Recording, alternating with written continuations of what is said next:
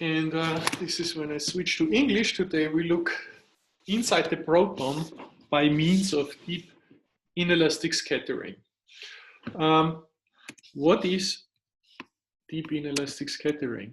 Let's look into collisions of an electron and a proton. By now we know that the proton is not a fundamental particle, but at long wavelength, low energies, this is not actually visible.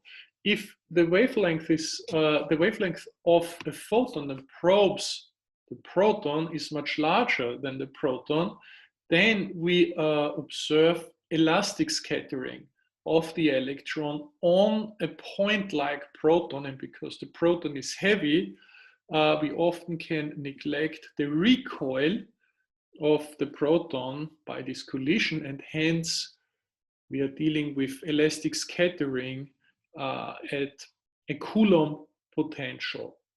Classically, this is Rutherford scattering. So for very low energies, large wavelength, Rutherford scattering applies. We'll very soon discuss some aspects of Rutherford scattering. Now, if the wavelength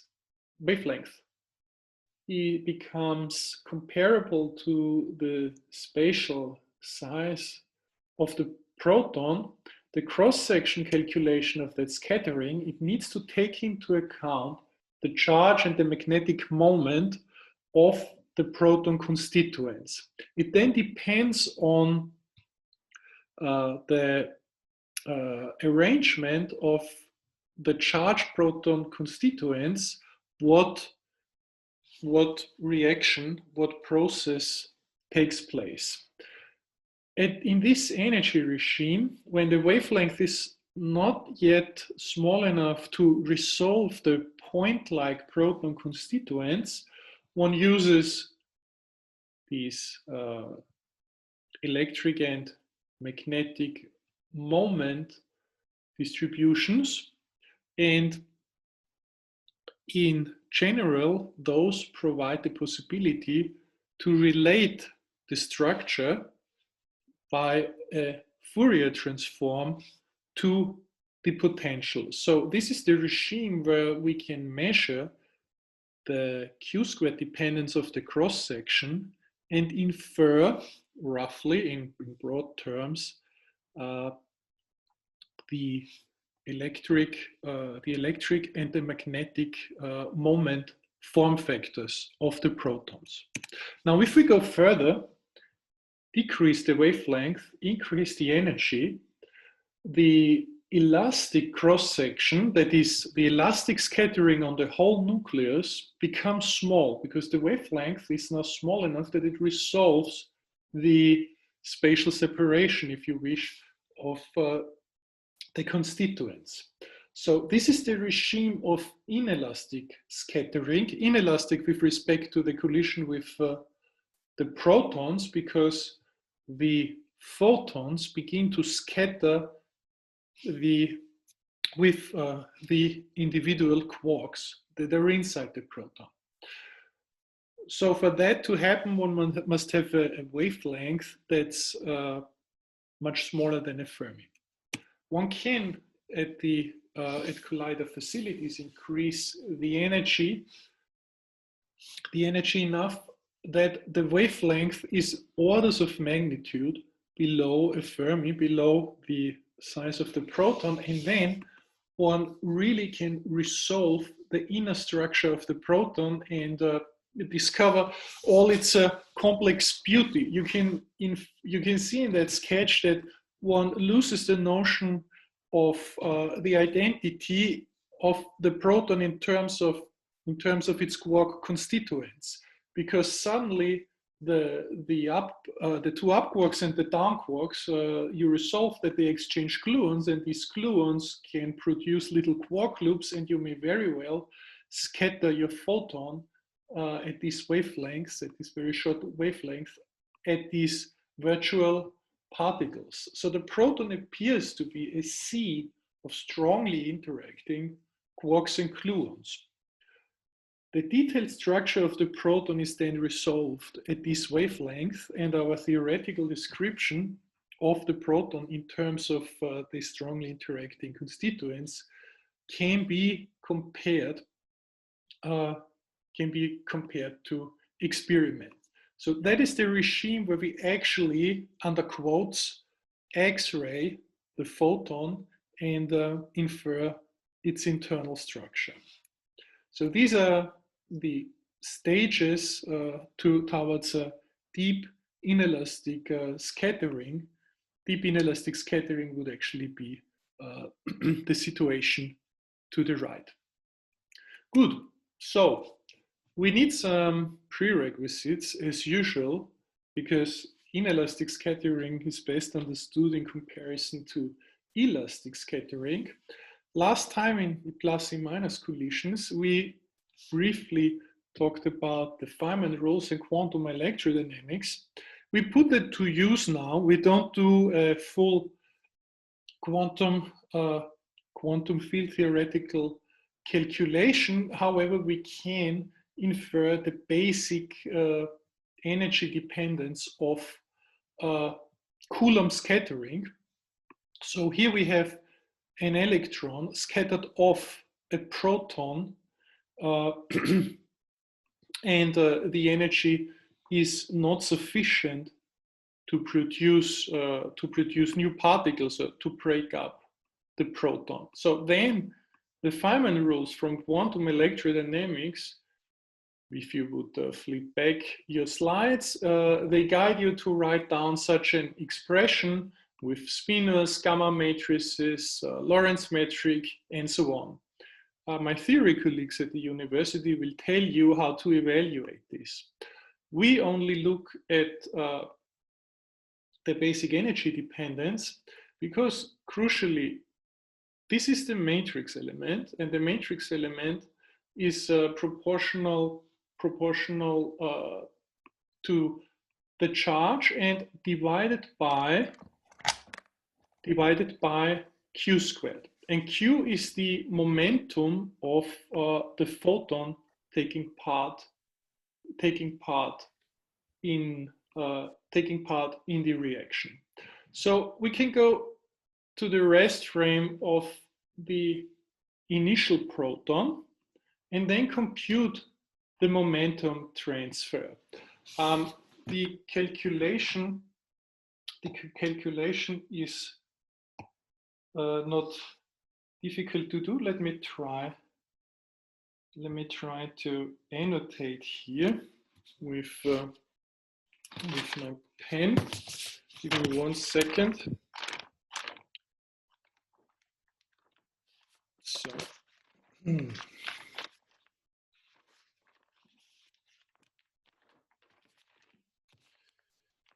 here I am. So Q squared is P1 minus P3 squared. In elastic scattering, the energy of the electron is not changed. Let me see if this works. If the recoil of the proton is neglected. So here we neglect the recoil of the proton. If this is so, the only change is to the direction of the electron momentum, and we can write this as P1 squared plus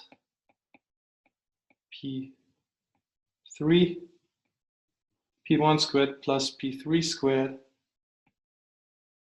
equals I'm sorry.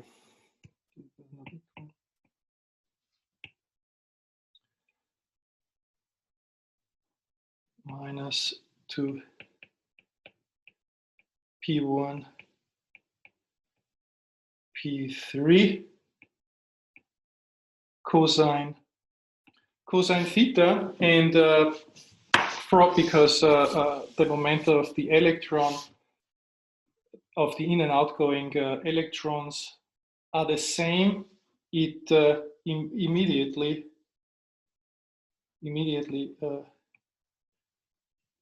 this equation follows. Of course, I forgot, it's easy to change that here, the overall minus sign from the spatial components of the Lorentz contractions, And that's it. There was a simple calculation. The 1 minus cosine theta can be replaced with a sine squared theta divided by 2. And the differential cross-section, that is the probability of such a process to happen as a function of the kinematic observables in the final state, is therefore proportional to 1 over sine to the 4th power of theta divided by 2. This agrees with classical Rutherford scattering. This is interesting, and this was the birth of particle physics, because Rutherford had scattered alpha particles on a gold foil and observed the scattered alpha particles, which are helium nuclei, on a screen. Now, this 1 over sine to the 4th power actually predicts that there are very large deflection angles possible. At the time, there was 1902, I believe, the competitive model of the atom was Thomson's plum-pudding model, which assumed that the atom, this is not the nucleus, the atom consists of charge carriers immersed in a plum pudding. There was one model of the substructure of matter. Rutherford had found out that if you do the classical calculation, gives you the same 1 over sine to the 4th, that these very large deflection angles are possible that are not expected in Thomson's model. And he did compute the differential cross-section in the classical approximation, and he found perfect agreement, a very good agreement between his classical prediction and the experiment. Because he found so good agreement, he concluded 2 things. The first he concluded was that what's happening is the alpha particles are scattered inside the atom at a very small center, whose size he could estimate at 2.7 Fermi. And that's already pretty close to the size of the nucleus. So the alpha particles almost touch the nucleus. But because the differential cross-section that he computed classically agreed with experiment also at the very large angles, he knew he could infer that he had not yet achieved an energy of his incident alpha particles that would lead to inelastic scattering, so that the alpha particles would touch the nucleus. Because at this time there were no particle accelerators, he used radioactive sources. So he took a differential distribution and inferred knowledge about the structure of the atom. And that's what we do in particle physics. So in a sense, this is the birth of particle physics. What it tells us now is that the classical result is equivalent to single photon exchange. We now know that quantum mechanically we have to, in principle, if we want to achieve higher accuracy, we have to include in this computation more complicated diagrams and do the calculation again. There's no need to do that, but I give you the result quantum mechanically. It is given here in terms of the squared matrix element. We get the 1 over sine of theta half to the 4th power, and the momentum to the 4th power. That's Rutherford scattering. Now, if you do the full calculation based on the matrix element written here at the top, you will find that it's not the whole story. There's a second term which is related to the spin 1/2 nature of the electron. So the first term is called Rutherford scattering because it's the scalar interaction, neglecting the spins. If you include the second term, it's called Mott scattering. I think we can use Rutherford and Mott scattering exchangeably because we do not scatter charged scalar particles. We will always in principle include this term. However, we won't do a great many calculations. So the lesson is classical Rutherford scattering corresponds to single photon exchange, and the differential scattering cross-section that Rutherford had confirmed reveals the subatomic structure. So from the point of view of deep inelastic scattering, which we want to discuss, this is one end to start. This is the elastic scattering. Nothing breaks up here. An electron comes along, it kicks the proton as long as the energy is low enough that you can neglect the proton recoil. That's the result. Now we move towards inelastic scattering. And again, we have to do some prerequisites. I will now share my screen and start broadcast. It always takes me a few seconds to go back and forth with the iPad here.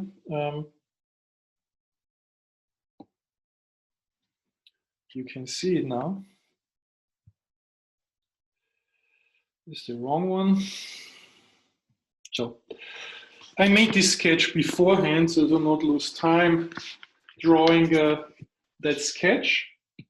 We now look in detail into the deep inelastic scattering situation, configuration.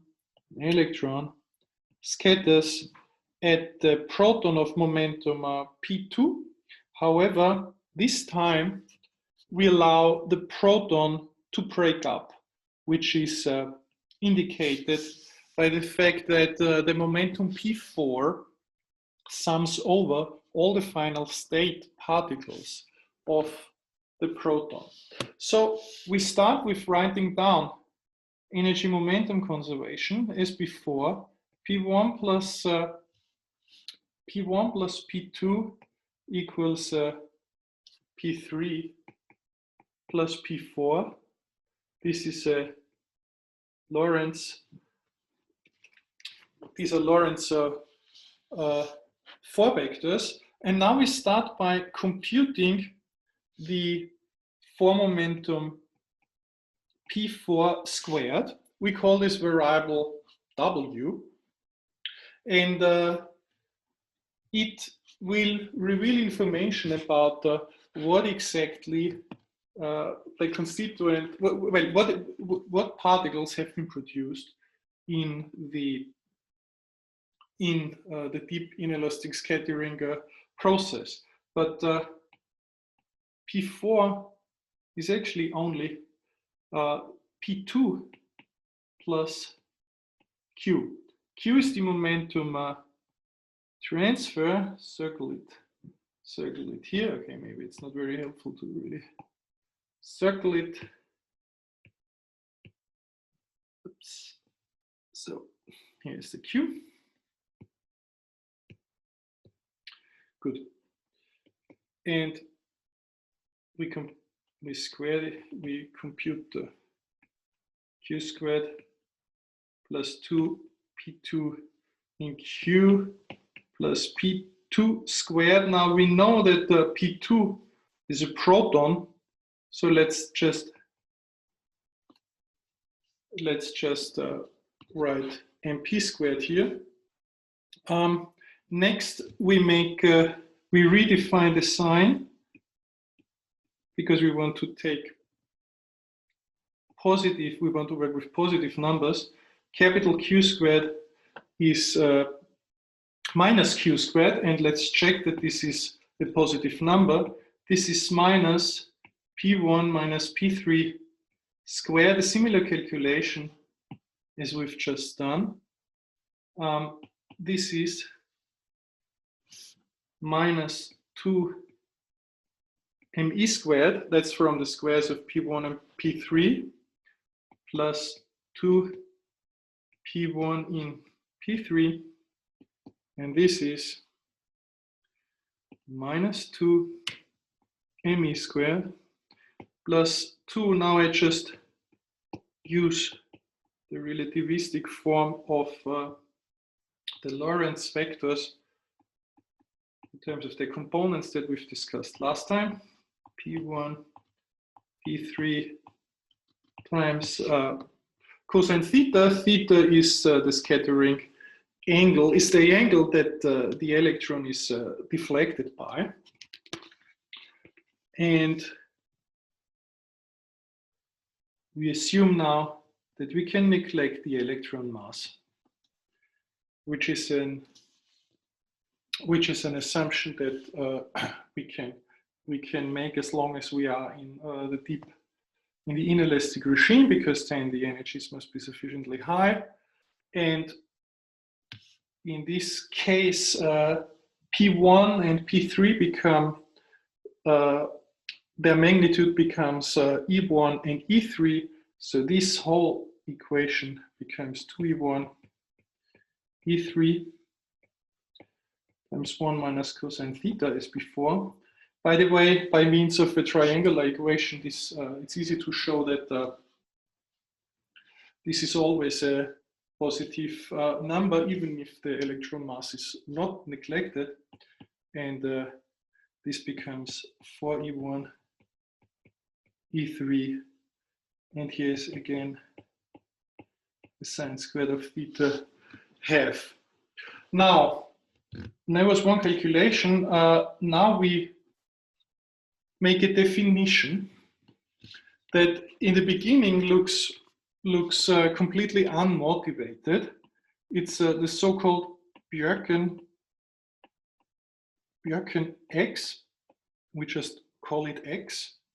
And X is Q squared over 2P2 in Q.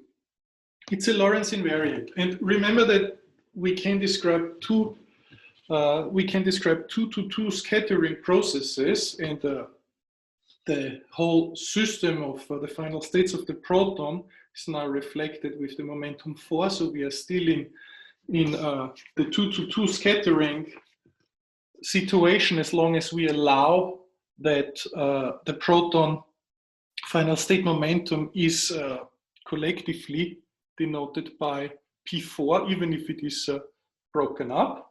So X is one choice, S could be the other, but X is one choice of a relativistically invariant observable to describe the kinematics of the scattering process. Now it is completely unmotivated if you write it like this, but let us now use our formula here, where I draw the arrow.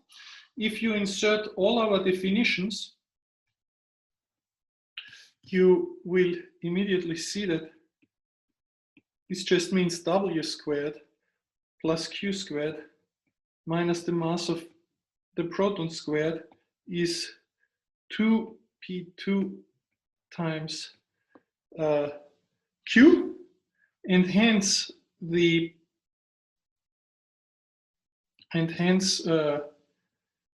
X becomes Q squared divided by Q squared plus W squared minus MP squared. And that is a more interesting form because we know that, and I'll explain to you, W squared, it was defined as P4 squared. And this guy must be bigger than the proton mass squared. And the reason is the following. Let me change the color. The proton consists of 3 quarks. So whenever we break it up, we must find a stable, strongly interacting particle with an odd number of quarks. Because we start with an odd number, we cannot create quarks, we must end with an odd number. As it happens, the lightest stable particle with an odd number of quarks is the proton. So we know that whatever happens in this complicated reaction, and there may be intermediate, long-lived, there may be a neutron that lives for 1,000 seconds. Eventually, that neutron will decay to a proton, and you will end up somewhere after the complicated decay chain, whatever it is, has happened, you will end up with a proton. There will be a proton at the end of the decay chain let's write it like this, will contain a proton for at least one of these particles. Now, because there is a proton in there, and you know that for the proton you have p squared equals mp squared, it's easy to check from relativistic kinematics that the p4 squared, which is a proton plus something else, must actually be bigger than the proton mass squared. So that means the invariant mass of the system the proton decays into after its interaction with the electron and after it has experienced the momentum transfer Q, it must increase. And this knowledge we exploit for the statement that X is confined. If you look here, there's Q squared. If you look, you cannot see where I'm looking. There's Q squared at the top and at the bottom, and then there is a number that's greater or equal to 0. So we know that X is between 0 and 1. And we know that the 1 corresponds to W squared equals mp squared. And that means there's only the proton in the final state, and that is the definition of elastic scattering. That means Bjerken X parametrizes the elasticity of the interaction. So when X is small, the collision is very inelastic. If it is large, close to 1, it is elastic. Typically, and that's why we started with the degrees of freedom into the two particle reactions, X and Q squared is a good pair of linearly independent, relativistically invariant variables to describe the deep inelastic scattering processes. X gives you the elasticity. So that's not the whole story, but we will complete it only after we've looked at an example. Let me again share the slides.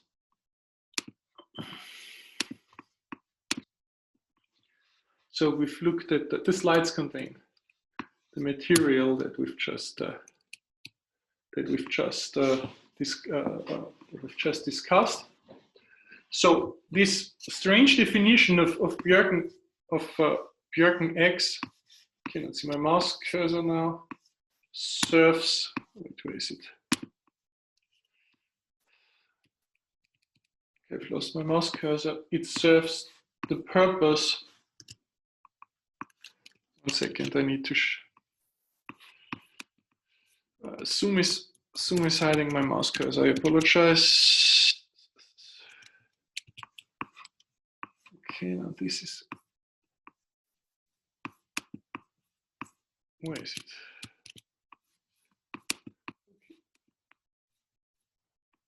Now I have it. I'm sorry, this is not for you. Now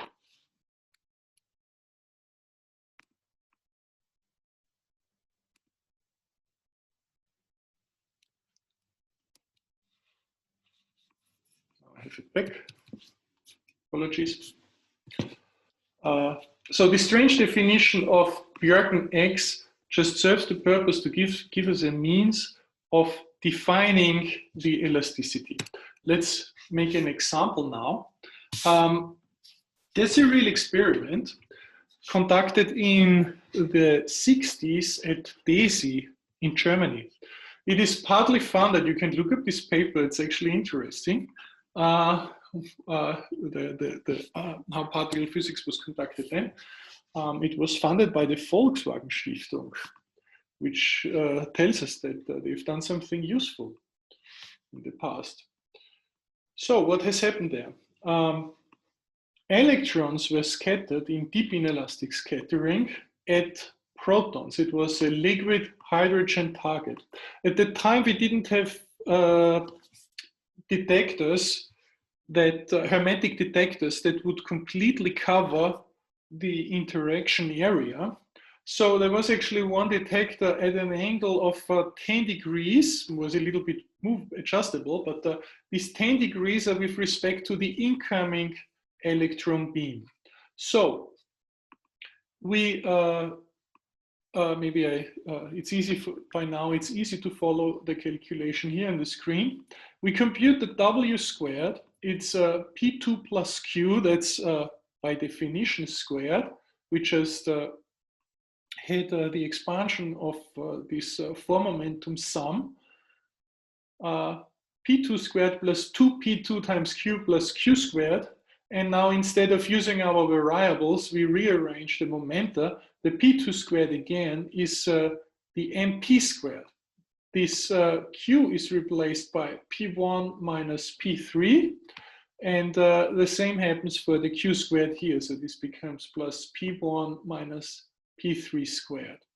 Now, one can rearrange this formula if one inserts for, maybe I should annotate this, if one inserts for the momentum of the proton, the only thing that you need to arrive at the second line is that P2 is, because it's the proton is at rest, is MP, and then is zero momentum. So with that, you immediately get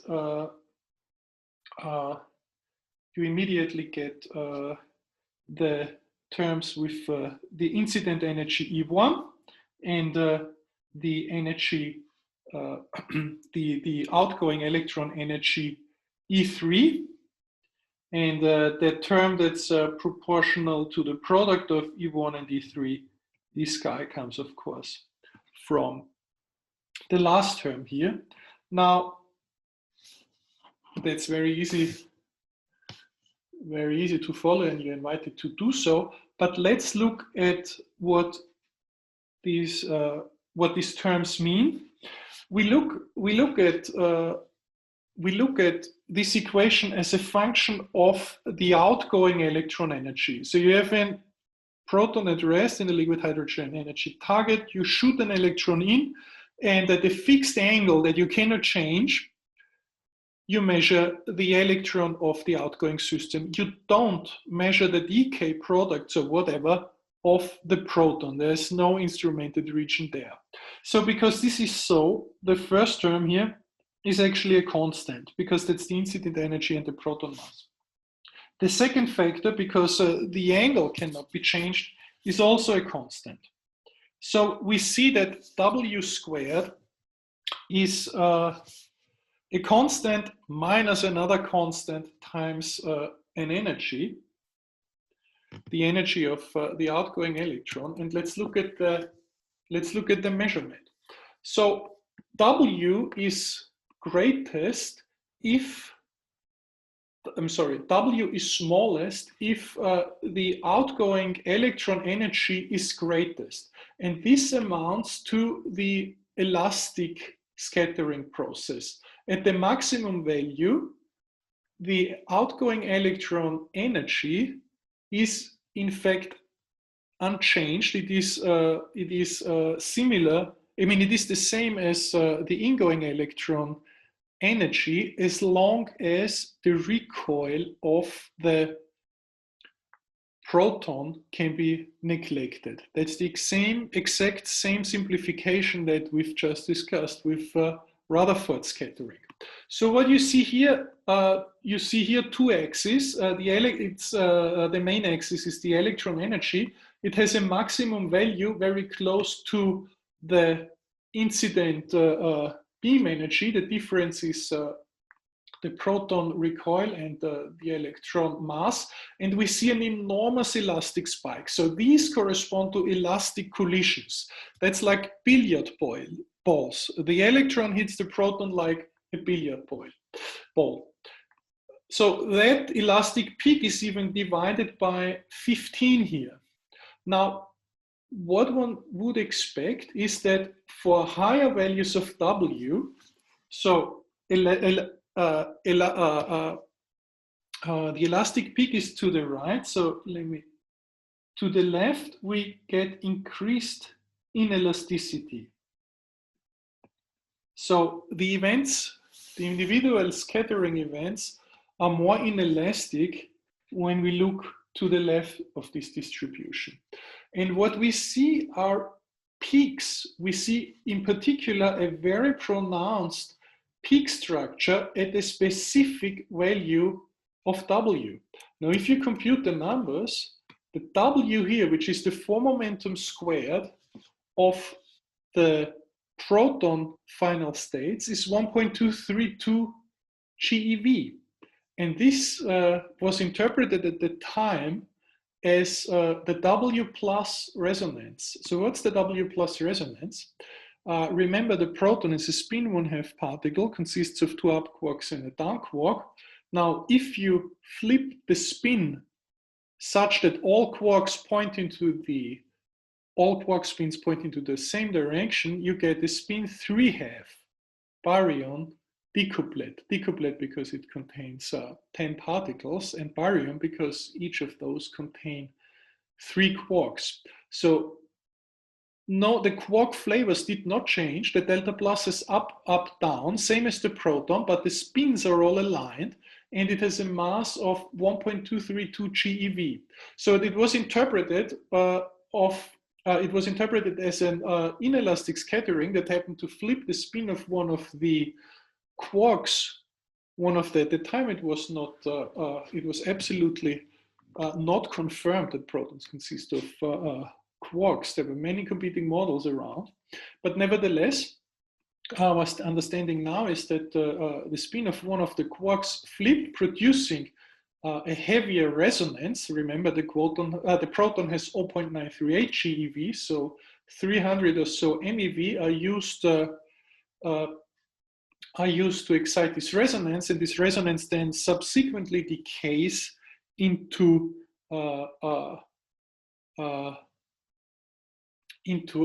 pions. Can also decay, and the pions then can further decay leptonically, and so we learn about the first the first inelastic process changing a proton. Now there are further peaks to the right which correspond to other resonances. So this was the result of a fixed target experiment. I find it impressive that one can learn about excited baryon states only by looking at the outgoing electron energy. Remember, none of the decay products of the proton, the final states of this delta plus resonance, were actually observed. So this is an inelastic scattering process. However, it is not very deep. The value x is very close to 1 in this case. Proton mass is here 1, W is 0.32, while which is actually very close to the proton mass. So let's move on. And now it becomes it's hard to do precise calculations, so we're not doing that. But we do look at the broad picture. Look at the distribution to the left. It's something that I invite you to study carefully and to scratch your head. It contains a lot of information. First of all, you need to look, as you should as a physicist, look at the axis and see what's shown. We look at deep inelastic scattering versus the momentum transfer. These results were obtained from SLAC. These are deep inelastic scattering at as a function of the q squared. So it was not a fixed target experiment with a single incident angle. Instead,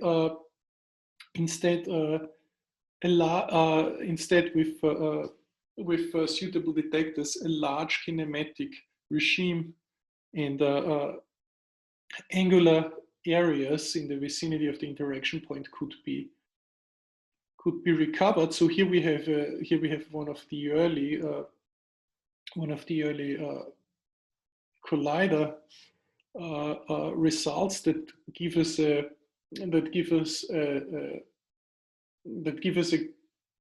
wide coverage of final state kinematics. So q squared goes from 0 to roughly 6.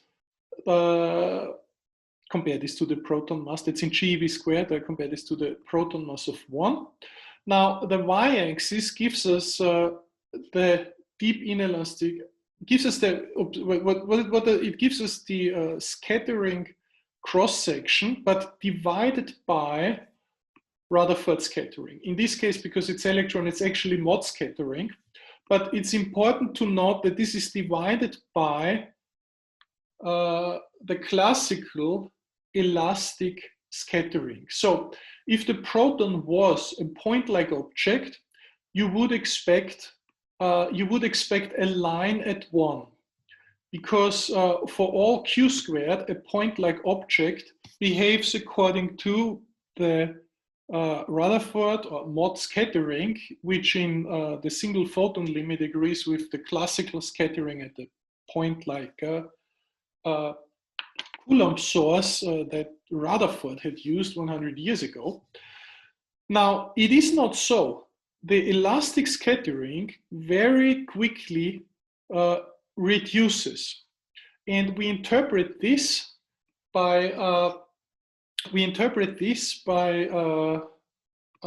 the Compton wavelength of the photon that probes the proton. Its wavelength goes below a Fermi, and it becomes very unlikely that it coherently scatters at the proton. So the first thing we see is that for elastic scattering, these are the minimum value of W, or x equal 1. Elastic scattering is just x equal 1. It falls very quickly with the momentum transfer. But then, if we look at events with higher values of W, 2, 3, and 3.5, we know that if we go back, we know that for a fixed Q squared, this means that X must be falling. We now increase this W squared. What happens is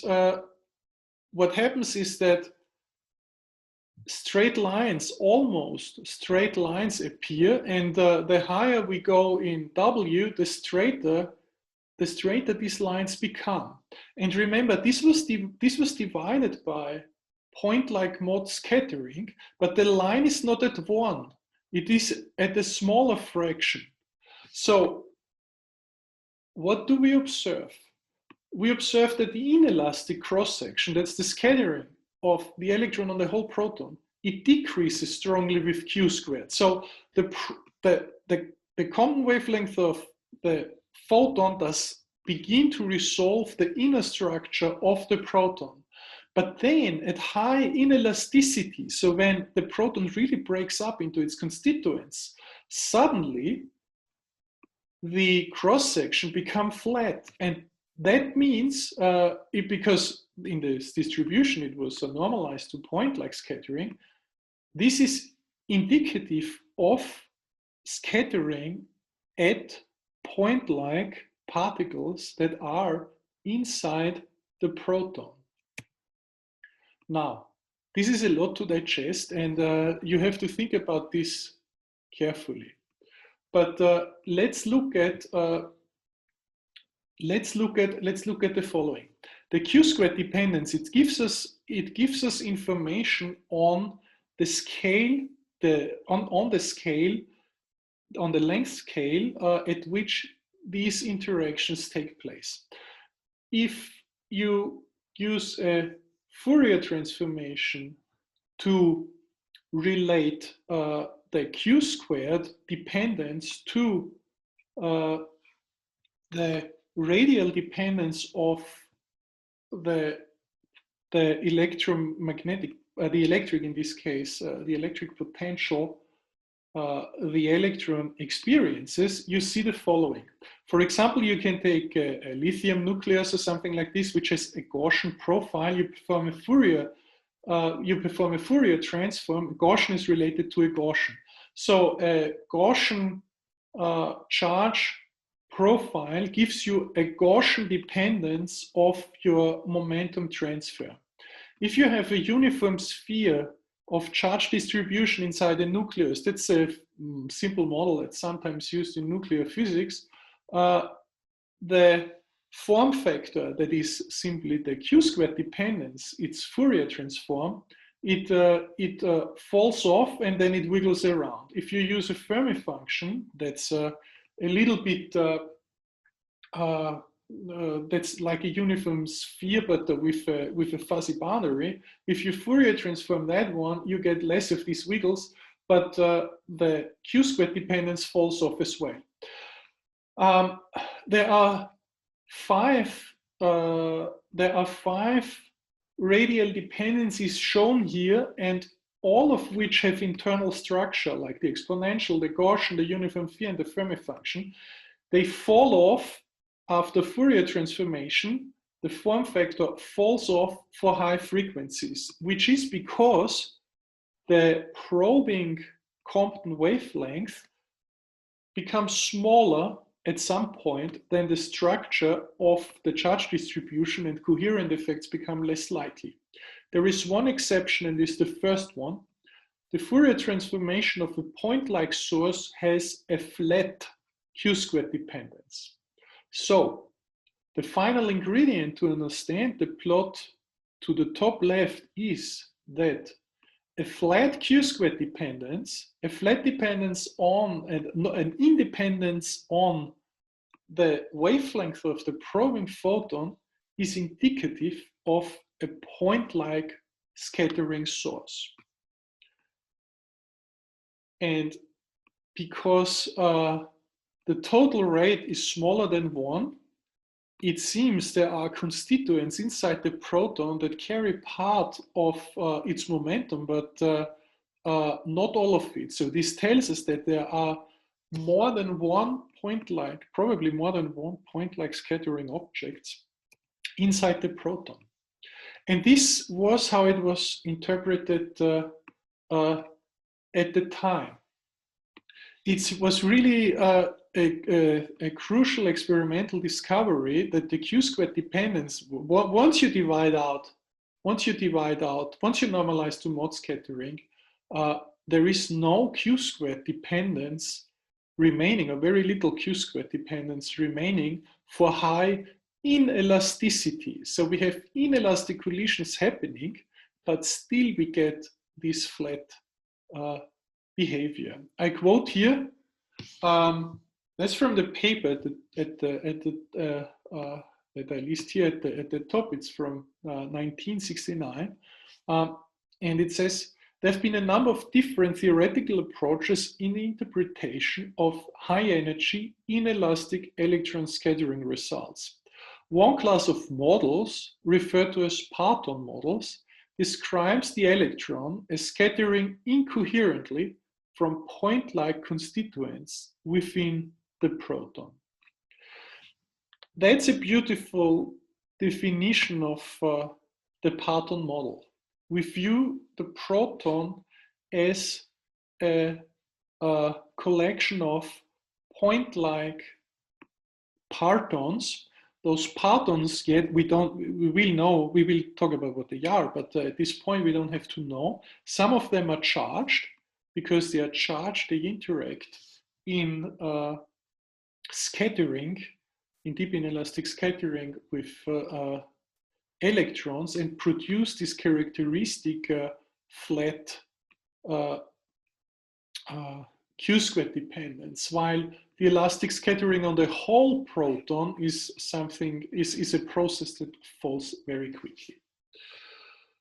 So once you have scratched your head, I hope you realize that this really what opens the window to what's happening inside the proton. Now we can take we should take one more step and resolve what was going on with the Bjerken-X variable. I will do that, and then we take a small break for questions and for discussion. Let me share my. Where is it? I need to unshare here. I hope I don't lose my mouse cursor again. So. Start the broadcast. Now we discuss the Proton model.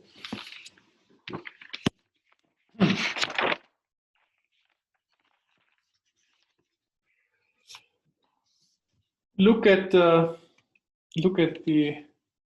picture. Look at the picture to the left. This is our deep inelastic scattering process. An electron is scattered off a proton, and the momentum of a momentum q is transferred. Now, in the Proton model, as was written in the paper, we assume that the proton, let me choose a color here. The proton in this object here consists of partons, and the partons carry a certain fraction of the momentum. The momentum fraction they carry is xi. So don't worry, this is not going to be another variable. It soon will disappear. But for the sake of the argument, let me use xi as the momentum fraction of the parton inside the proton that really takes place in the reaction. So look now at the top right. Here we have, try to circle it. This is the parton inside the proton. The proton is this object here. And instead of elastic or inelastic scattering at the whole proton, we now consider scattering at the proton constituent. So let me maybe use another color. The important difference is that this blue-black double line is now the particle that takes part in the reaction with the probing photon with momentum q. So let me erase that again, because now you know what is happening. In particular,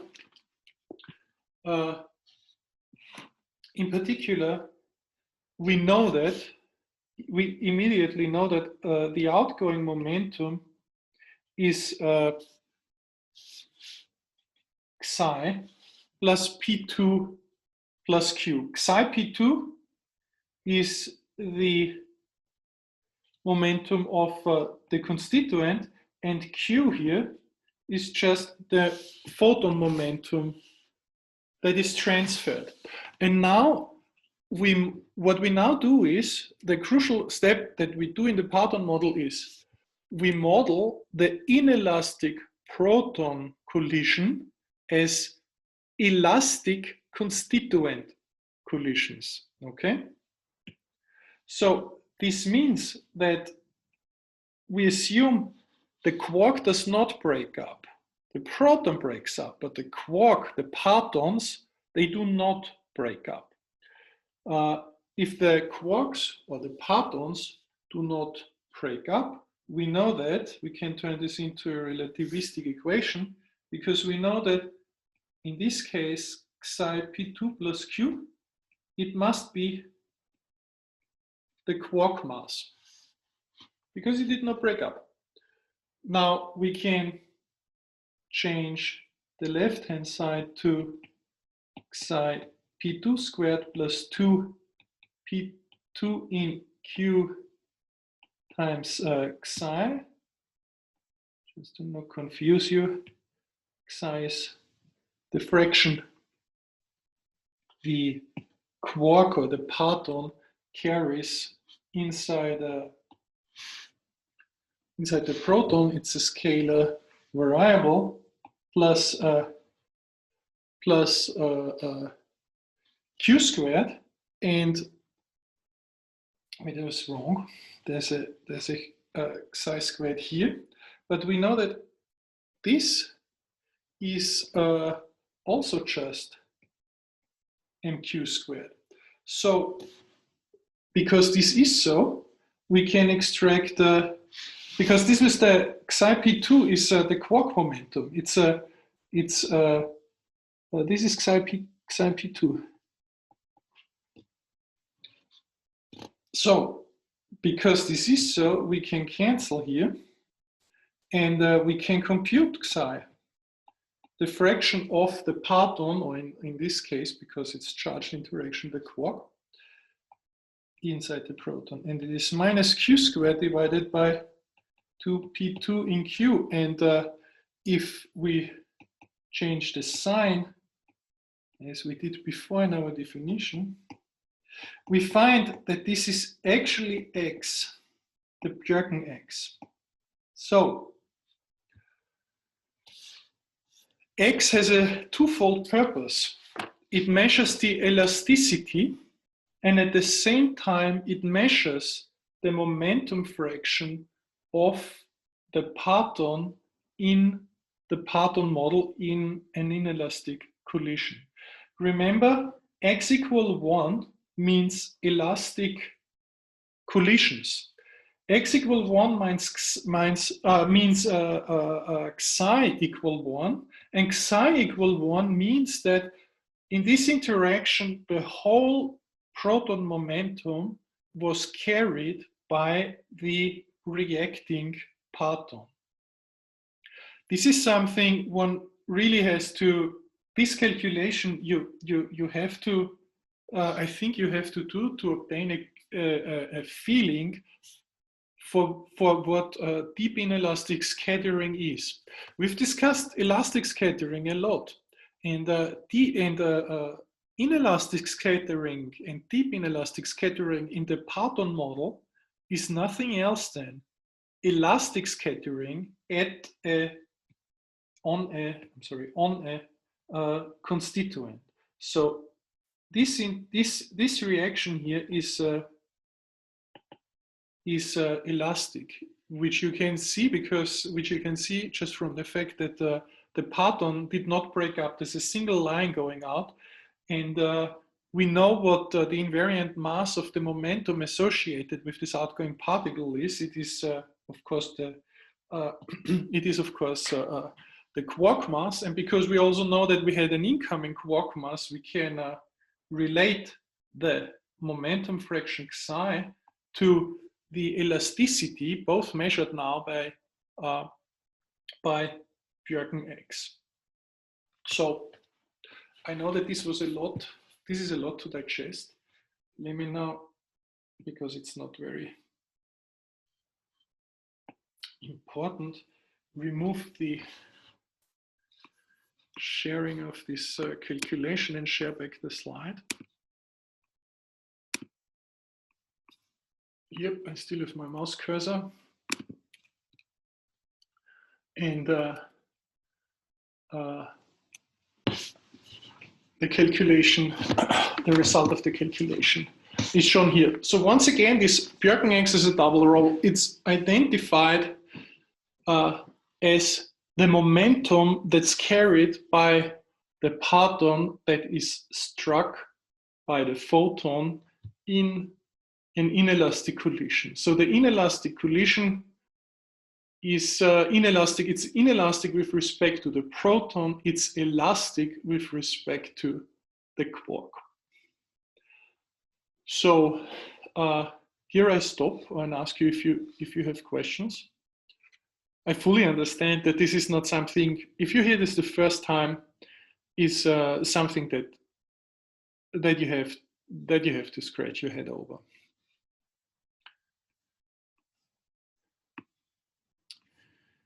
You guys have questions?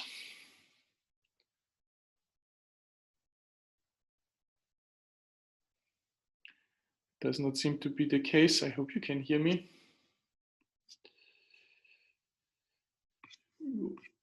Let me check. Let me check if I lost you. No. Okay. So we've now understood, and you're all experts in elastic and inelastic scattering. When we say partons, we mean constituents of hadrons. By now, we know that quantum chromodynamics is the correct, probably, so at least to very high accuracy, the correct description of hadrons, such as the proton, the neutron, at all energies. And we know that these particles consist of quarks, and those quarks are held together by gluon, and the gluon mediates the strong force. And hence, as long as we talk about the standard model and quantum chromodynamics, QCD, the strong interaction, the partons are just a collective term for the quarks and the gluon. Of course, in deep inelastic scattering, if we scatter electrons at the proton, the leading terms, the interaction that's dominating is the electromagnetic interaction. And this interaction couples charged particles, and hence in deep inelastic scattering, we only see the quarks. And therefore, we've drawn three lines here.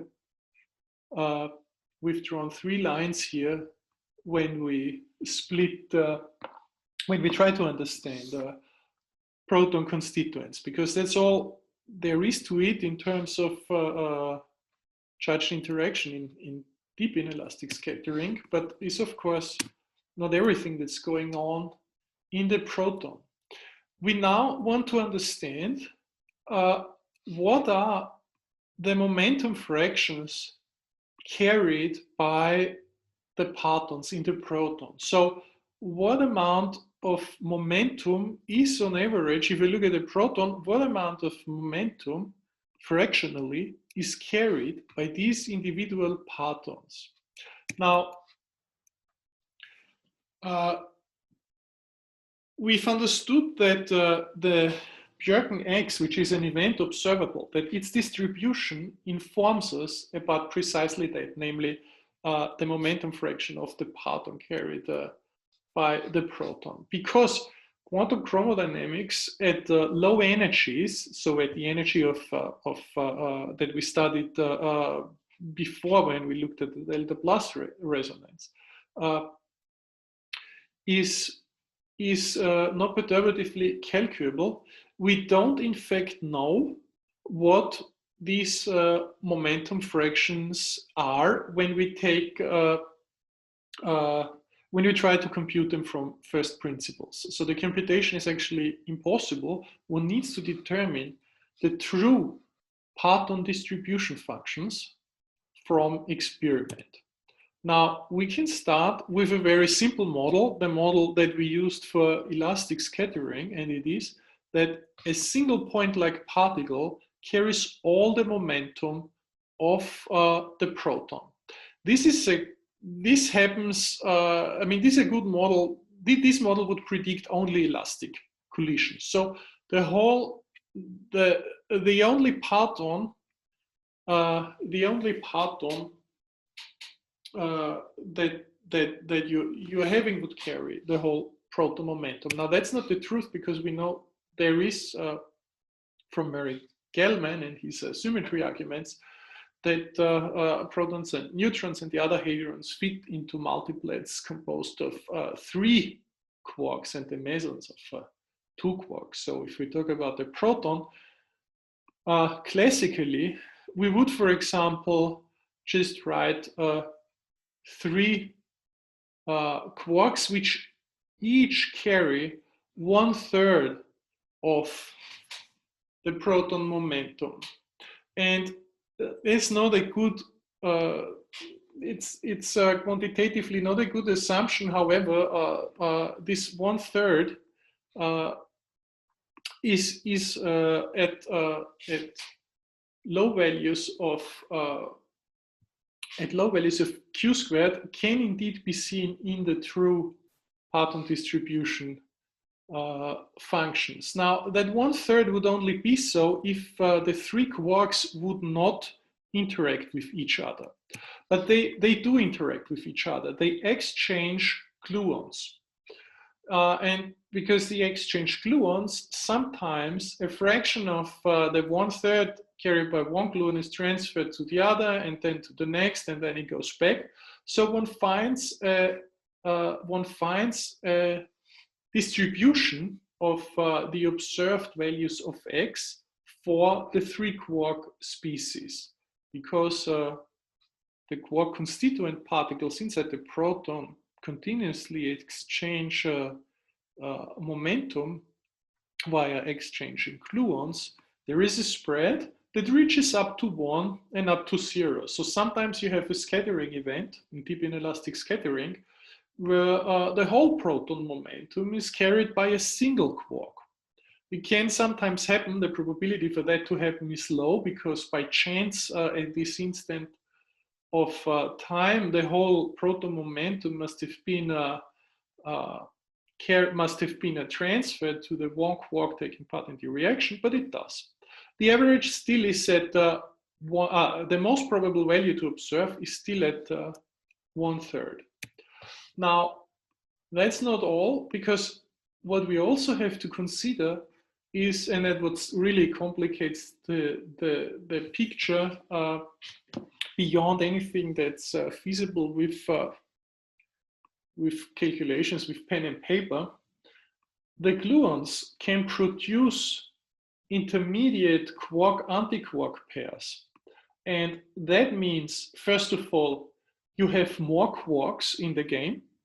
Those quarks typically have low energy because they are radiated off. They are created from splitting gluons, which are in turn radiated off from quarks. And because we know that the strong interaction is strong for low momentum transfers, it frequently happens that gluons are emitted with low momentum, and those then split up into even lower momentum quarks. So long story short, this gluon splitting induces a large population of low momentum quarks and antiquarks. And suddenly we have an antiquark contribution in the proton. So for some scattering events, we may actually see an antiquark, and it then may come from a reaction as depicted here. We always say that the proton consists of 2 up quarks and a down quark. But with that picture, that's no longer true, because for a moment in time, this proton contains 4 quarks and 1 antiquark. And the species, the flavor of the quark created are in fact comprise all quark flavors in the standard model. So you have charm and strange contributions from these quantum corrections. So we think of it as 3 interacting quarks with higher order gluon processes producing plenty of low energetic quarks and antiquarks in all quark flavors. So the proton is at the highest, something that's testable at the highest, high q squared and low x, really is a sea of quarks going in and out of existence according to the strong interactions mediated by the gluon. Let me go back to that other picture that tries to resemble that from the tip inelastic scattering. This is the one to the right here. So here we lost completely track of which one is this main quark that the proton supposedly consists of. We call this the valence quark, and the other quarks that are created in the gluon loops we call C quarks. However, this is only a mathematical definition with no root in reality.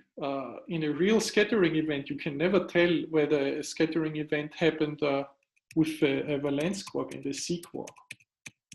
So in this sense, the proton is a mess. It's a garbage bag. You start off with 3 free quarks. You let them interact.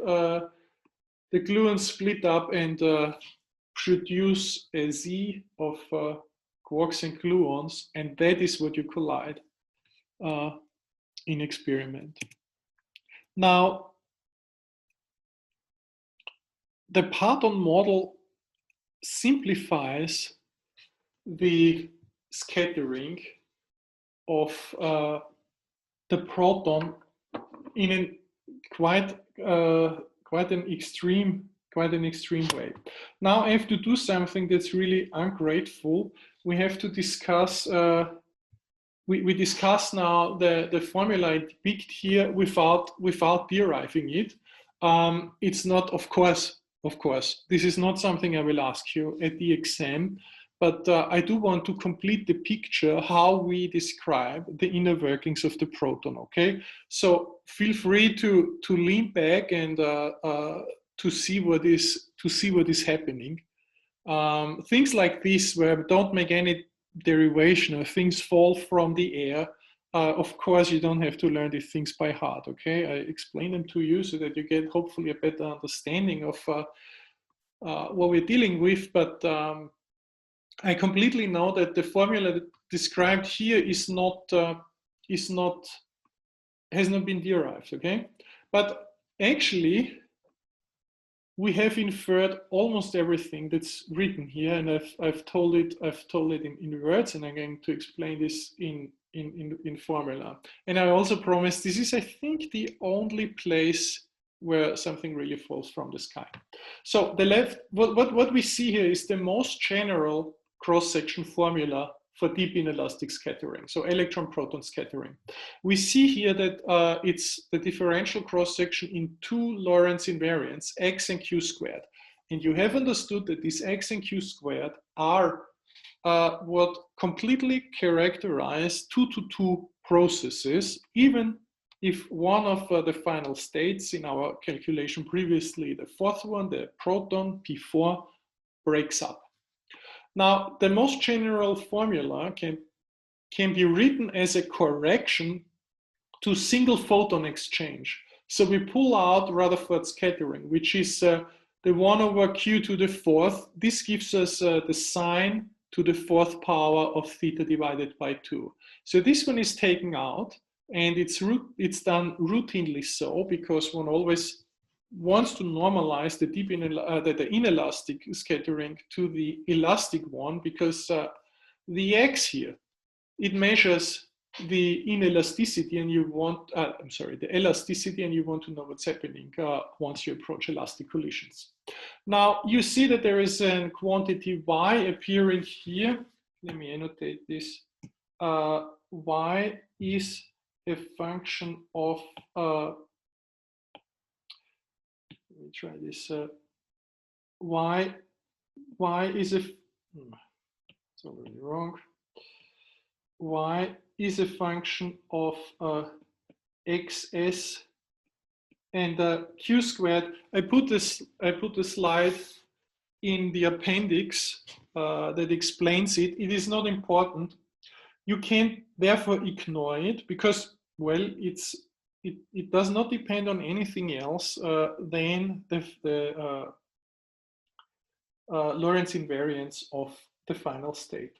So then we have, let me try to, here it is, clear. Then we have two structure functions, F2 and F1. And F1 is for electric, parameterizes electric interactions, and F2 electric and has an electric and a magnetic component. The crucial thing that you really, why this formula is here is because there is a q squared here. So in this q squared, in this dependence here, we put all the potential inner structure of a scattering object. Remember, this is the most general cross-section formula for electron-proton scattering. If we go back to our picture of the radial charge profiles of a potential of our scattering object, the FQ squared term are what describe this dipole or Gaussian or sink-like behavior. So these are just general, it's just a general dependence, and before we knew the Proton model, we did not know what this q squared dependence was.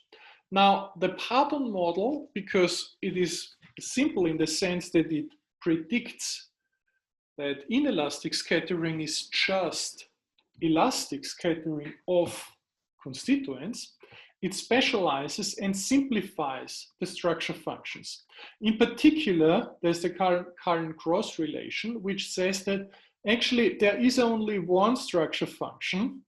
In other words, there's a relation between F1 and F2. And the reason is simply that both the electric and the magnetic properties, they are both calculated from the same quark distributions inside the proton. and therefore they must be in correspondence, and they are. So there's one simplification that removes the difference between electric and magnetic sources. And then crucially, this structure function, both of these structure functions, they are the same now, despite the fact 2x here, are given in terms of a sum over the charged quarks in the proton. So the I runs over all the quarks with the charge squared. This is not this q squared here. This is not the momentum. This is the charge of the quark. Charge squared because the matrix element of the quark enters with squared in the cross-section formula. And then there is a simple Proton distribution function that has no dependence on the q squared. The crucial point is that there is no q squared here. There is no q squared in the Proton distribution function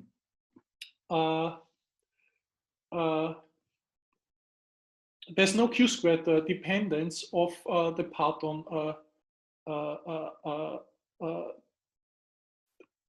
I'm sorry, there's no q squared dependence in the form factor in the Proton model. That means we still don't know what's inside the proton. However, once we've measured it, we know that it must look the same for all q squared. And now look to the right. This is a plot from the 90s, where these predictions really got confirmed. What you see here is deep inelastic scattering from Hera. In this case, a combination of the Zeus and H1 experiment. This is from the 2000s. It's a famous confirmation of the predictions of the Proton model. It is, in a sense, the upshot, the summary of deep inelastic scattering. We see here that here the events are grouped in for different values of x. Remember, large x means almost, so large x means elastic collisions, and lower x values mean more inelastic collisions. And the second variable, because this is a 2-to-2 process and we need only x and q squared to describe the full kinematics, the dependence of q squared is on the x-axis. And you see that for a very wide range of x values, indeed, we find over 4, 5, 6 orders of magnitude, no internal structure. There is no q squared dependence. There is no internal structure to the quark. However, x is only 5% here. This is already a deeply inelastic collision. Okay, so that's a true, I think that's a true success for the Proton model. I also understand, I know from my own experience, in the beginning, this takes a while to digest. You have elastic, inelastic, you have proton, you have the partons, and so on. The message of the shapes in the box here is that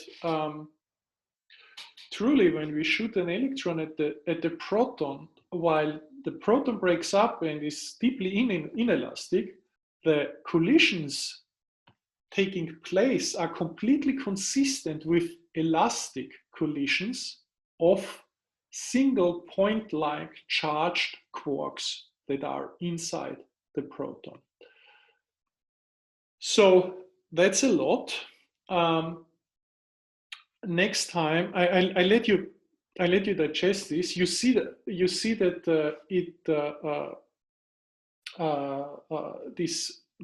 this scaling behavior, we call this flat q squared shapes. We call this scaling. Well, why do we call it scaling? Because if you take the proton, and if you look at the events with x, let's say 0.65, so 65% of the proton momentum are carried by the quark in this collision, you can zoom in and out by 5 orders of magnitude, and you see no difference. That's like a process that's happening at the scale of the first district in Vienna, okay? And then you would be here, and then you scale in down to the size of a Mozartkugel, and then you are here. That's 5 orders of magnitude, okay? 5 orders of magnitude between the first district of Vienna and the Mozartkugel, and nothing really changes. That's an enormous success, and it tells us that something is very true about the Proton model. You also see that it doesn't work. The scaling behavior is violated for very low x values. This is called scaling violation. And in fact, it is predicted. But we discuss it. These are quantum corrections. This has to do with the gluon splitting, because at high momentum transfer, it's easier to resolve this little gluon to quark loops, and you see at high momentum transfer, you more often see low x values. But we discussed this again in a little bit more detail a little bit later.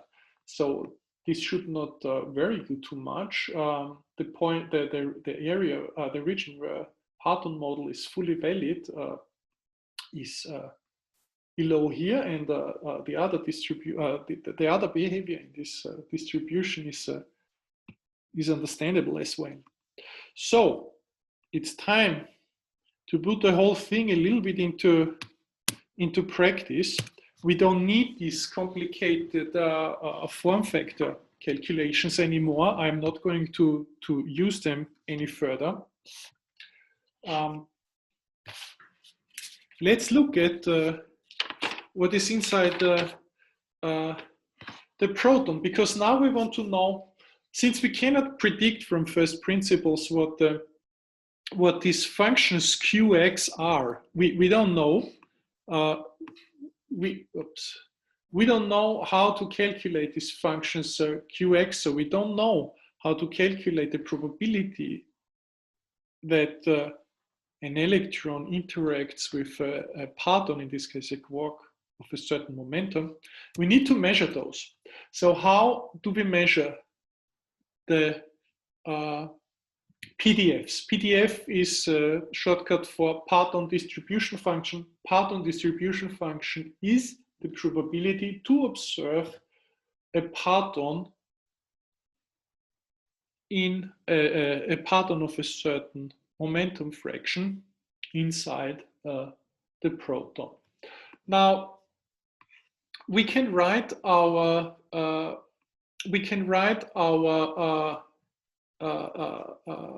as I said, we don't use the structure functions, but we can write our Proton level prediction, x times q squared times the Proton distribution function that's independent of q squared, and sum over the quarks inside a proton and inside a neutron. We want to determine now the up and the down quark, momentum fraction from experiment, and we want to see whether this works. So the only thing we have to insert here is the sum over the quark flavors and the charges. Let me try. I'm not sure if this is really useful if I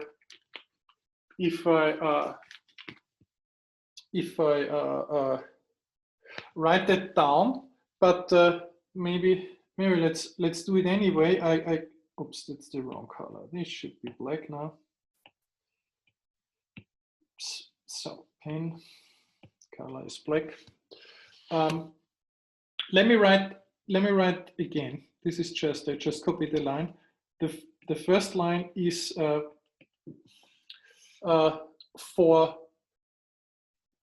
I'm sorry, I copied the second line because I want to write it down for the proton. The first line is the neutron, the second line is the proton. So if I insert in this Proton level prediction, I get the charge of the up quark is 2/3, so the square is 4/9.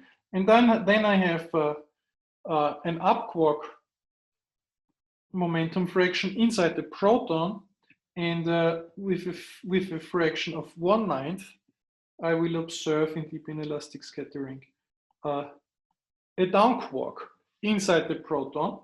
And then, because we know we have the gluon as well, and the gluon can split into up and down quarks, we need to add something for the anti-up quark inside the proton, and we add something for the anti-down quark inside the proton. And the down and the anti-down quark both have a charge of 1/3, so both get the factor of 1/9. So that's the function for the anti-down inside the proton. And then we make two assumptions. First, the proton consists of 2 up quarks and a down quark. The neutron consists of 2 down quarks and an up quark. So we say, okay, these are both bound states of 3 quarks, and except that up and down quarks are exchanged, their mass is also extremely similar. They are very close to each other. And therefore we say there's an isospin symmetry. So whatever is, let's say, that what's the down quark in the neutron is the same distribution as the up quark in the proton, and vice versa. We say the up quark distribution in the neutron, because there's only one of them, is like the down quark contribution in the proton. That's a simplifying assumption, of course, but it allows us to now integrate the Proton distribution functions, because in fact we assume that if we integrate our Proton distribution functions from 0 to 1, we would hope to see that the constituents, the quarks, carry the full proton momentum, and we're not testing whether this works out. So this integral becomes 1/9 x dx u plus u bar. That's for the proton, plus 1/9 integral x dx. Oh, I'm sorry, this. X dx. Okay, I hope you don't mind that I notate it like this, d plus d bar. And we call this the uptype fraction fu, and we call this the downtype fraction fd. And I'm going to erase that now because I've written it here. We integrate the PDFs now over all the momenta, and for the proton we get with a factor 4/9 because it's a charge squared, so this is charge square weighted, Fu plus 1/9 Fd, and for the neutron we get the exact opposite because of isospin symmetry. The role of up and down quarks are exchanged. Now, Fu and Fd are just the momenta, the total momenta in the proton carried collectively by the up quarks and the anti-up quarks. And similarly, Fd is just the collective, the total momentum carried by the down quarks and the anti-down quarks. Now, long story short, this was measured again at SLAC in comprehensive studies of deep inelastic scattering, and the measured value is 0.36 for Fu and 0.18 for Fd. The measurement was done with protons in hydrogen. It's easy to study protons, because you have access to them in hydrogen. It's much more difficult to study neutrons. Deuterium was used, which has one proton and one neutron in the nucleus. So you can take a deuterium target and fire electrons at it, and you will produce deep inelastic scattering, sometimes at the proton in the nucleus and sometimes at the neutron. Then you do hydrogen and you take the difference and you get the neutron result. Now, what was the result? 0.36 for the for FU and 0.18 for FD.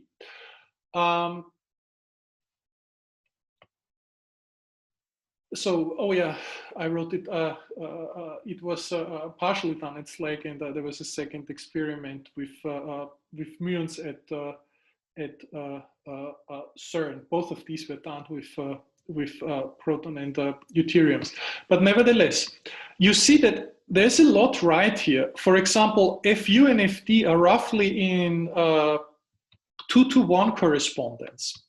So it tells us that quarks and up quarks in the proton roughly carry twice the momentum of the down quark in the proton. So that's okay. However, the total is only 54%. That means that the rest must be carried by something else. And indeed, there is only one candidate. It's the gluon. It is the force carrier.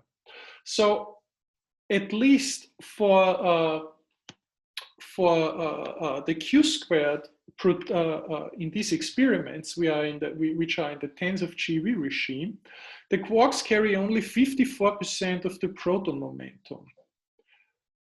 There is, in this case, a 64% gluon component. I hope this gives you some idea about what we are dealing with.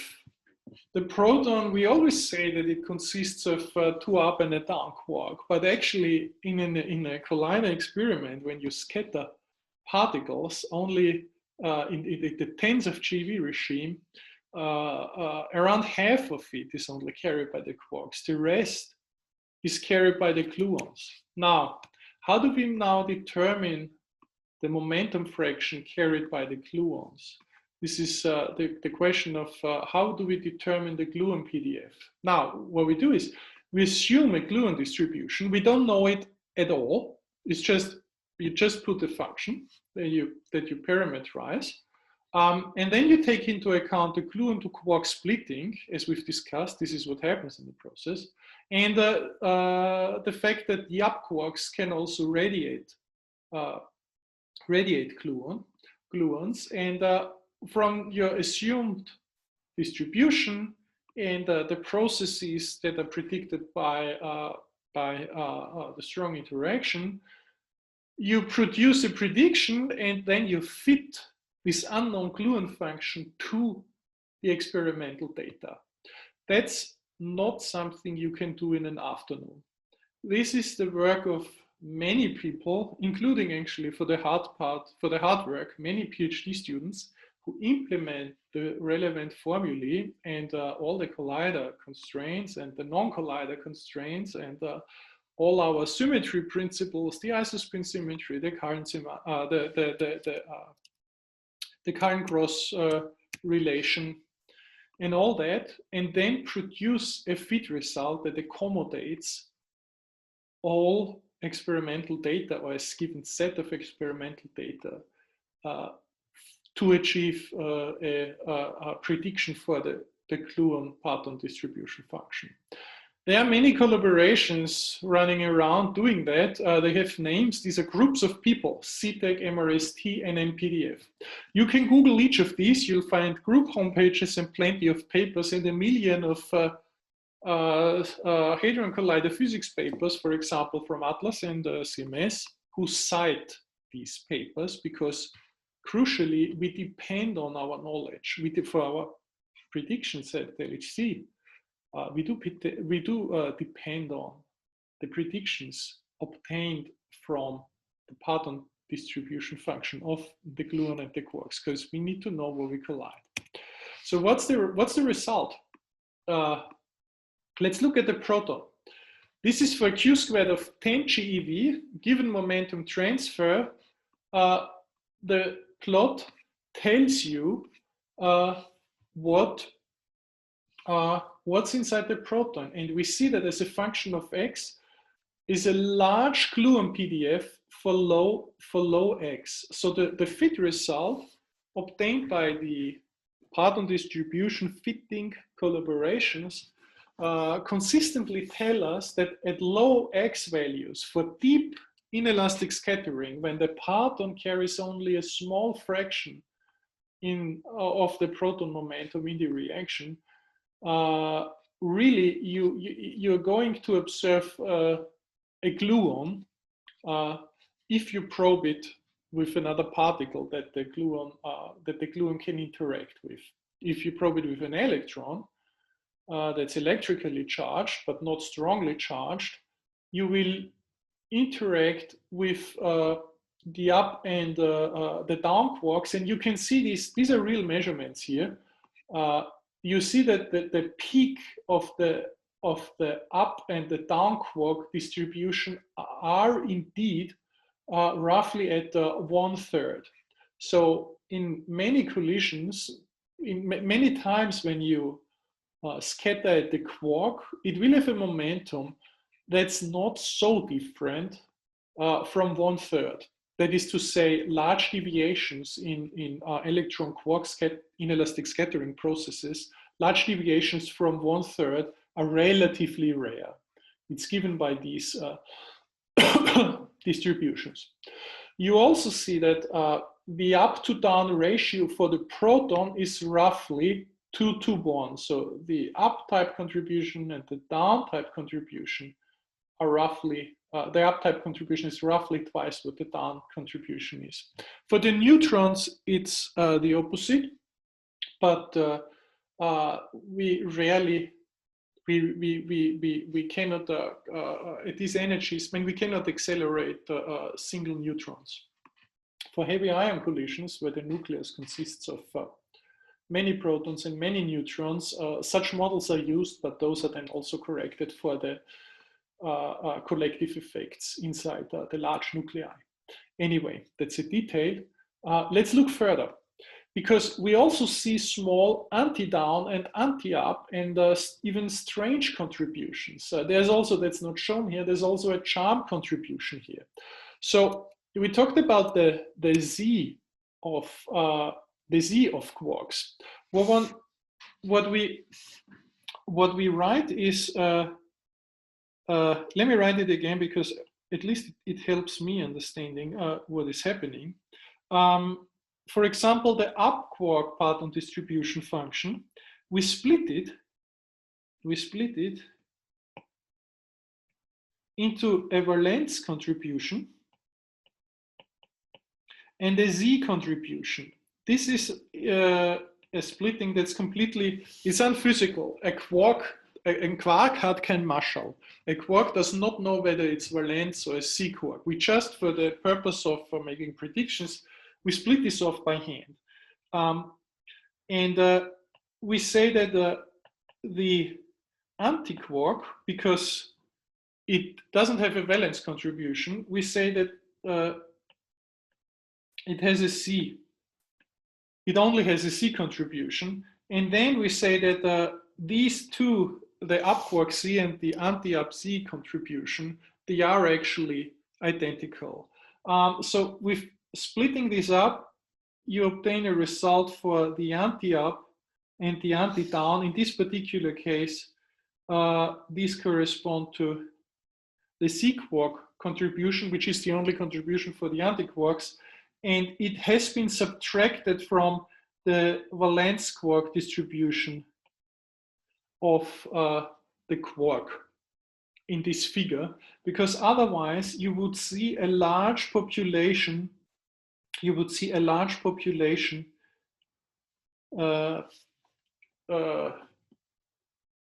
for low energy, for low X quarks of the up type and the down type. So this large low energetic contribution is also there for the ups and the down quarks, but it has been subtracted off by it has been subtracted off by calling it the C quarks and equating it with the antiquarks, which only have a C contribution. That's a technical detail, but it explains the plot, because in truth there is really an increase. You can see here how this line jumps, how this line, the dashed line, goes up to 1 here for the lowest x value, which is to say that at the lowest x value for a given q squared, you are deeply in the regime where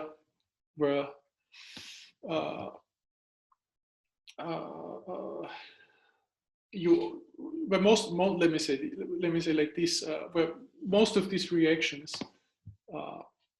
most of the times you observe a quark with an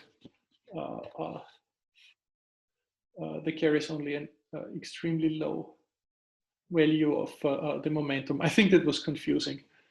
It means that the probability to observe a quark of low momentum is extremely high at the low x for a given q squared. Good. So we wanted to talk about numbers like count the up and the down quarks. If you look at this exploding function here, it turns out that this cannot be integrated. It diverges with power of x to the minus 1.25, which cannot be integrated. However, in the difference of the up and the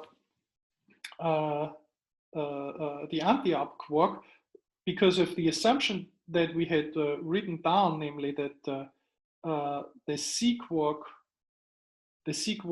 distribution is the same for ups and anti-ups, this is actually becomes equivalent to the valence quark distribution, and the second term here becomes equivalent to the valence down contribution, and these integral converge and they give the right answer. In fact, it's a constraint that's put in, but the experimental measurements confirm this. Of course, they must. And this is the language that we express the quark content with. So if we say the proton consists of 2 quarks and 2 up quarks and 1 down quark, then what we mean is really given by this integral.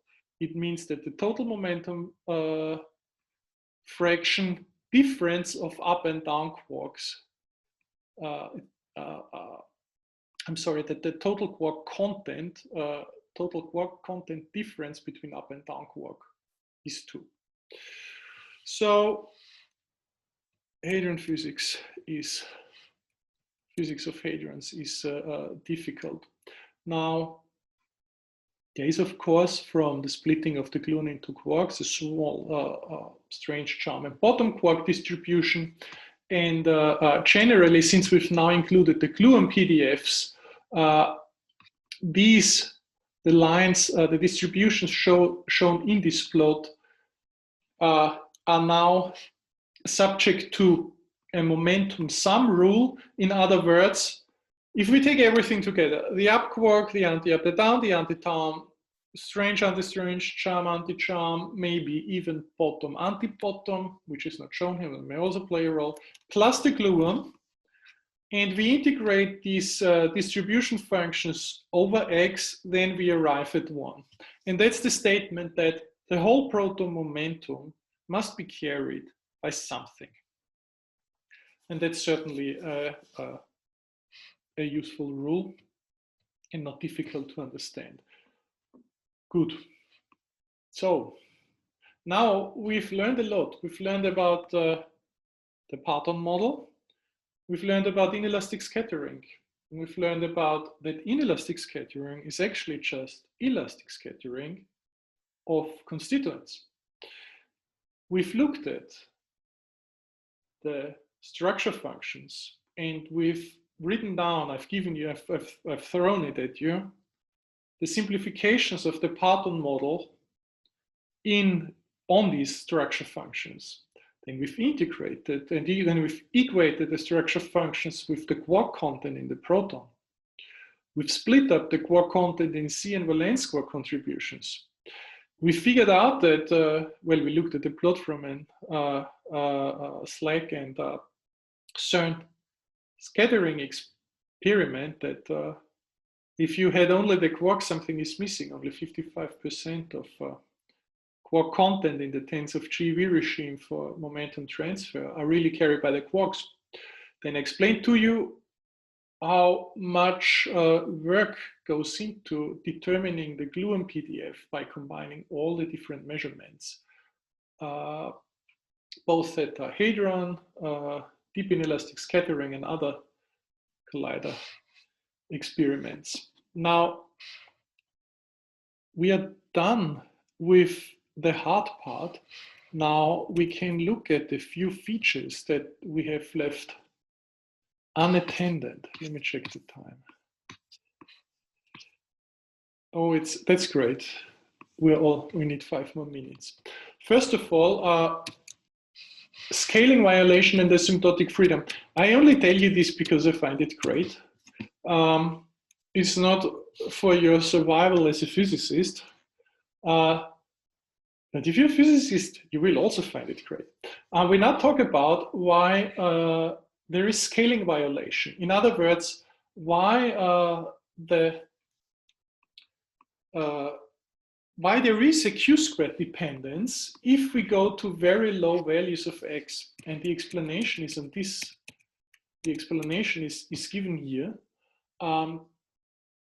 Bjerken's scaling, that's the flatness of these shapes. It's the independence of the structure functions from q-squared. It's the statement that there are only point-like elastic scattering events of the charged constituents in the proton. Now, look at this interaction here. Take a medium lowish value of q-squared.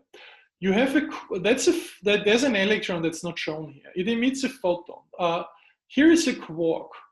Then some interaction takes place. And now increase the q-squared.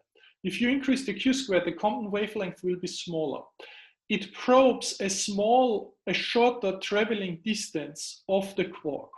Now, what may happen is that the quark in the remaining time where it did not interact with the photon, it emitted a gluon and reabsorbed it. That's a process that happens with a very high probability. If it does happen, you will actually measure a smaller momentum fraction of the quark because the rest is carried away by the gluon. So that means at high x, the structure function decreases with q-squared. At low x, the structure function increases with q-squared. Our interpretation is that there is a higher probability to observe a low x quark because the valence quark, for example, contribution, it very often radiates the gluon. It radiates off gluons. Now, it's great that the q-squared behavior of this probability is calculable. It's difficult, but it's doable. These are called the D-CLAP equations, and that's 5 letters for 5 people: Dokshitsa, Gribov, Lipatov, Altarelli, Parisi.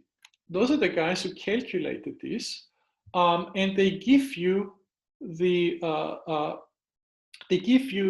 q-squared dependence of this scaling violation. So the only thing we really need to do is we need to measure the q of x for a given q-squared, and then the D-CLAP equation give us this more complicated q-squared dependence. And that's calculable. This has been calculated to, I think there are 4 loop calculations involved. I don't have the paper link here, there's a 16 pages long formula where this is known at the highest precision. Now it's one. Last thing we do is I tell you what we do after the lunch break. You know that we've said it oftentimes that at low energies, below a few GeV, one cannot determine the proton function, the proton structure from first principle, because the strong interaction becomes non-perturbative. However, the strong coupling decreases once you increase q squared, the momentum transfer, and at high energies, really it is possible to do calculations. Now, we want to study, after lunch, we study hadron-hadron collision. It is necessary to factorize these energy scales that separate the long-distance hadron physics. That's just a fancy word of the proton, okay? This is long distance, 1 Fermi. Diameter of the proton, this is where the proton energy scale of roughly 1 GeV lives. Where the strong coupling is large. We need to separate this from the short distance hard scatter matrix element. So that would be here at the tera electron volt. This is the energy scale where the partons collide. So the picture we're arriving is, and that's the last thing I hope I say, the picture we're arriving at is at the Hadron Collider, we collide now 2 of these proton garbage cans, partons inside, 1 parton from the left, 1 parton from the right. The probability to observe such a parton is really given by the q-squared evolution of the proton distribution function, something that we've measured in deep inelastic scattering. And it can be used in a calculable hard scatter process, so we can calculate that probability. And that gives us the probability to produce highly energetic final state particles. And if they are strongly interacting, then they subsequently shower and radiate until we are back at the strong scale where we factorize and need to go back to the measured hadronization properties in our description of low energetic quantum chromodynamics. So that's the picture that we have of hadron-hadron collisions. We'll discuss it in a little bit more detail after the lunch break. So we're done with deep inelastic scattering. Does somebody want to say something?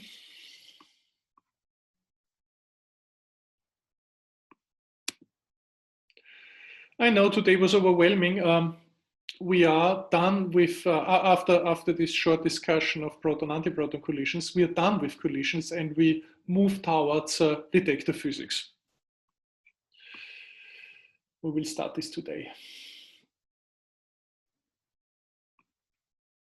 Okay, if not, let's eat a little bit and then we come back at 1:30.